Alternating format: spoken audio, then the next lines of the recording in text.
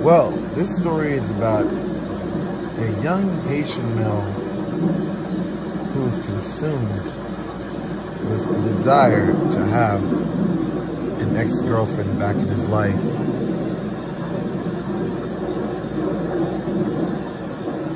Well, there's this young guy, well-groomed, came up in a pretty much a good family, church boy. And for some apparent reason, he found a lot of things that kind of broke his belief in the tradition of Christianity. And he went on his path to search and look, to find out if there was something else other than what he believed in prior. So this guy searched and searched and searched. He found himself dabbling in witchcraft.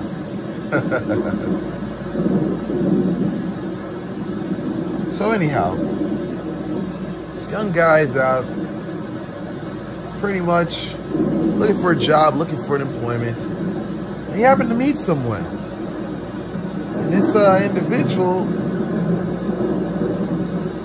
hired him because he had a martial arts background. He was pretty much a good stand-up martial artist as well as a ground fighter, pretty much versed in submission wrestling. So they hired him to be a personal trainer for MMA. So while this young Haitian guy happened to be at the gym one day, the owner actually walks in. The person who hired him was pretty much an assistant. Well, I wouldn't say assistant. I would say the person who hired the guy was more of like a business partner of the owner of the gym. So the business partner left him to be with the owner for a bit. And the owner saw that this young guy who was hired had a very interesting book with him. I think it was called The Magical Oils, the Green Book, the very classical green book that most people know about. I think it's, you know, essential oils or something like that. And it has like a bunch of bottles on there. So the owner of the store starts talking to him, and you can see the suspicion in his eyes because he knows what the book is.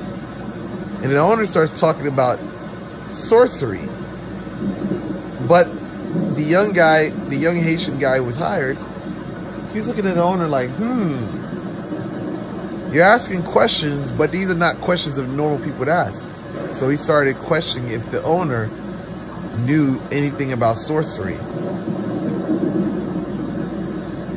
So anyhow, the owner and this new employee become great friends, best of friends.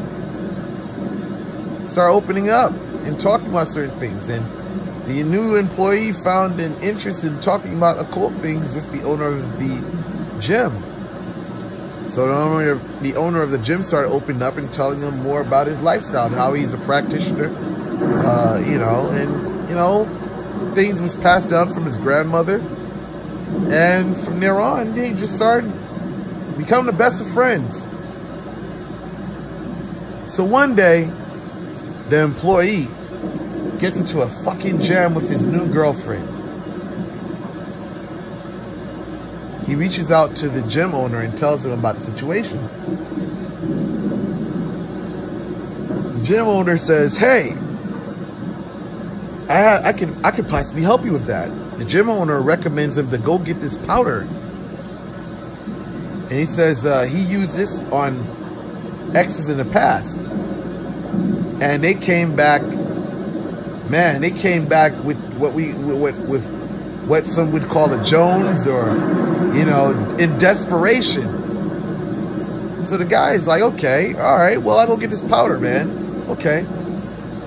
So the new guy, the new employee goes and get this powder, purchases it whatsoever.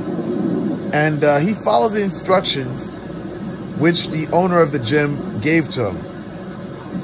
followed instructions to the T.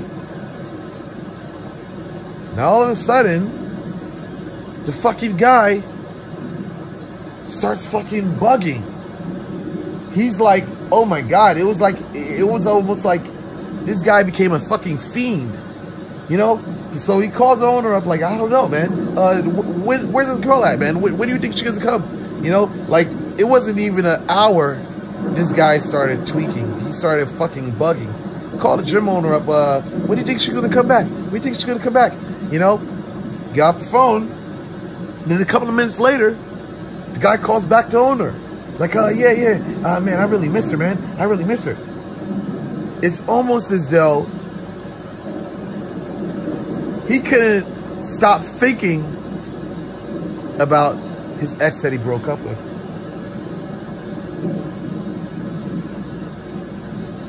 It's almost as if the guy could not sleep. He could not rest. He could not eat. It was as if every movement, every muscle in his body yearned for his ex-girlfriend to be present in his life. So while he was under the influence, he calls his ex-girlfriend up. His ex-girlfriend says she doesn't want to see him. Stop calling her. He gets off the phone. He calls her back again. She yells at him. He doesn't call her anymore. He begins to break down and cry. He just can't stop thinking about his ex. He's bugging, he's jonesing, he's tossing and turning. He doesn't know what to do with himself. So he calls back his friend. And his friend says, I think something's wrong with you. And he starts laughing. The employee's like, why are you laughing? He says, because it happened to him. The batch was fucked up.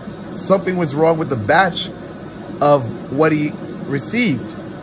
And because it wasn't made right, the batch that he was using to conjure his spirit back into his life, his lover back into his life, it was wrong. So because it was made wrong, instead of it drawing the lover back into his life, it basically made the person who was using it obsessive. It made them very crazy. It made them into a freaking maniac. So the owner of the gym starts laughing in hysteria. He falls out from his chair laughing hard, to the point where his stomach, he just felt like, he couldn't even breathe as hard as he was laughing at the young man.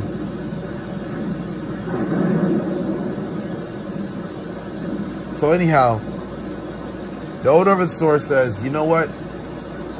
I'm gonna help you remove this. Whatever it is on you, I'm gonna help you cleanse this off of you.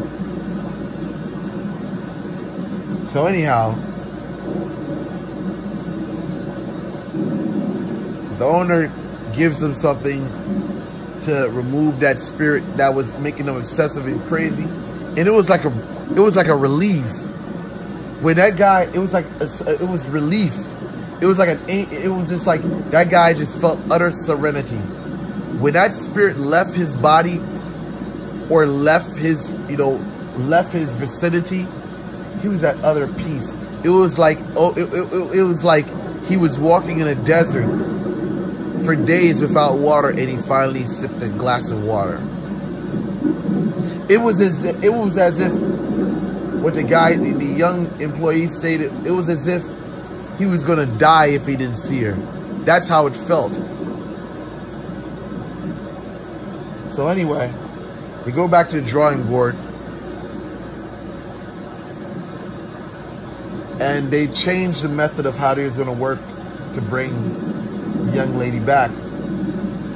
The owner of the store didn't have the liquid, he didn't have the powder, so he gave another alternative.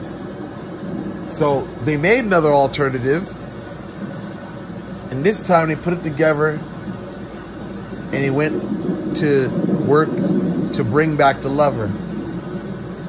Now all of a sudden, After they worked everything out, the employee's girlfriend calls him.